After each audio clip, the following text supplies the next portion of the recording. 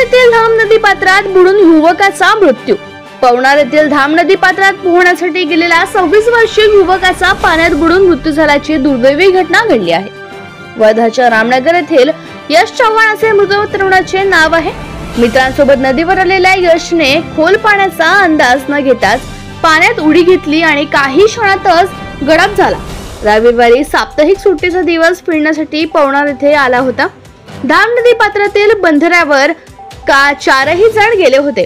या ठिकाणी पोहण्यास सक्त मनाई असतानाही यशने एकट्याने पाण्यात उतरण्याचा निर्णय घेतला।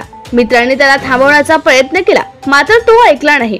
पोहता पोहता काही अंतर गेल्यानंतर परत येताना यशला दम लागू लागला, तो पाण्यात बुडू लागला। यावेळी उपस्थित मित्रांनी व काही स्थानिकांनी त्याला वाचवण्याचा प्रयत्न केला, मात्र प्रयत्न अपयशी ठरला आणि यश पाण्यात गडप झाला।